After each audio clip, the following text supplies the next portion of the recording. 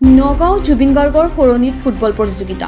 নগাঁও বেঙেনাআটী আঞ্চলিক খেলপথাৰত ২৭ ছেপ্টেম্বৰৰ পৰা গণশিল্পী জুবিন গাৰ্গৰ সোঁৱৰণীত চলি থকা ফুটবল প্ৰতিযোগিতাৰ আজি চূড়ান্ত খেলখন অনুষ্ঠিত হয়।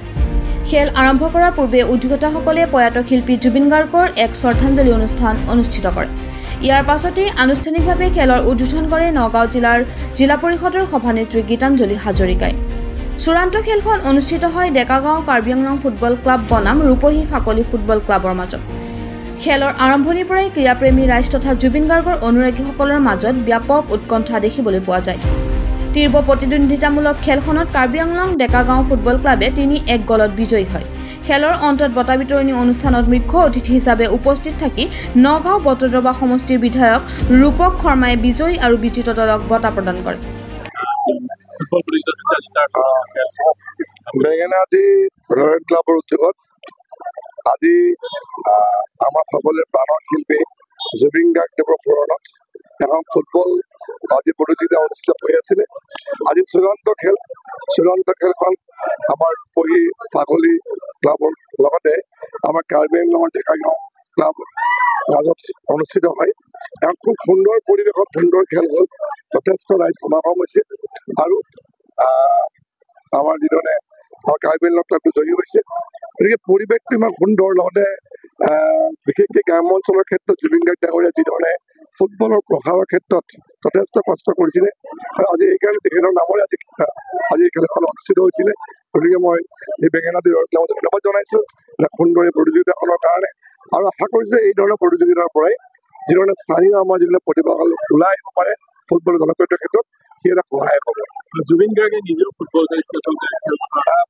সদায় জুবিন গাৰ্গে এটা কথাই কয় যে তেওঁৰ প্ৰিয় হৈছে ফুটবল আৰু ফুটবলৰ তেওঁ জনপ্ৰিয়তাৰ ক্ষেত্ৰত যথেষ্ট কষ্ট কৰিছিলে। বিভিন্ন ভিতৰৰ অঞ্চলত গৈ তেওঁ গাঁৱত গৈছিলে, চহৰত গৈছিলে, তেওঁ নিজে ফুটবল নিজেও খেলিছিলে। গতিকে মই ভাবোঁ যে যিধৰণে আমি তেওঁৰ সৃষ্টিৰাজি তেওঁৰ গানসমূহ বা তেওঁৰ কবিতা বা তেওঁৰ চিনেমা আমি যিধৰণে ধৰি ৰাখিব লাগিব বা সেইখিনি আমি প্ৰজন্মৰ পিছত প্ৰজন্মৰ মাজতে আমাৰ সেইখিনি শুনিব পৰা এটা ব্যৱস্থা হ'ব।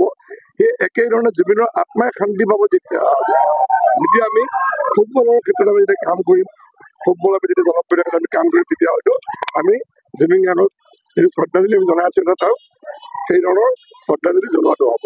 গতিকে আজি এই পৰিৱেশটোৰ কাৰণে মই উদ্যোক্তা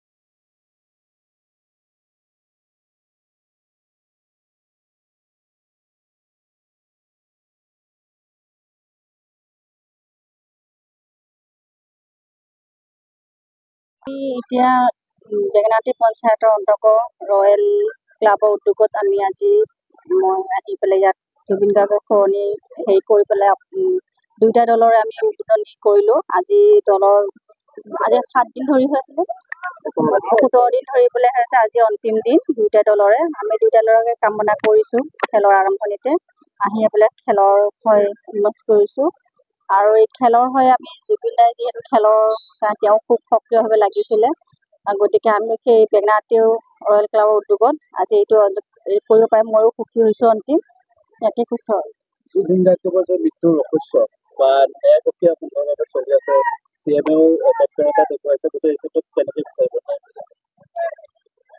জুবিন গাৰ্গৰ যিটো তৎপৰতা চলি আছে সেইটো ন্যায়ালয়ে ল'ব। ইয়াত চৰকাৰে যিটো আমাৰ পদক্ষেপ ল'ব সুন্দৰভাৱে লৈছে, গতিকে আমাৰ আদালতে যিটো ব্যৱস্থা ল'ব আমি সেইটো নিয়াৰিকৈ ধুনীয়াকৈ সুন্দৰকৈ ল'ব। আমিও তেওঁৰ জাষ্টিচ বিচাৰিছোঁ।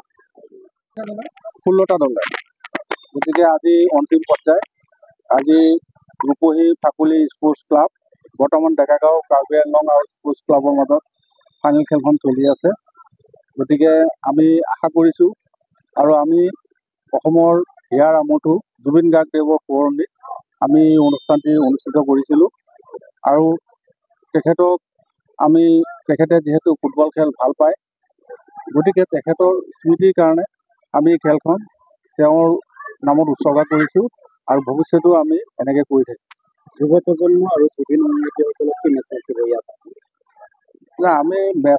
আমি এটা কথা কি, তেওঁ যুৱ প্ৰজন্ম জুবিন অনুৰাগীসকলক মই এটা কথাই কওঁ যে আমি জুবিন গাৰ্গে যেনেকৈ আমি মানে যুৱ প্ৰজন্মক আগুৱাই নিছিল আৰু উপদেশ দিছিল, সেই উপদেশসমূহ মানি চলি সেই মৰ্মে কামখিনি কৰি যাবলৈ মই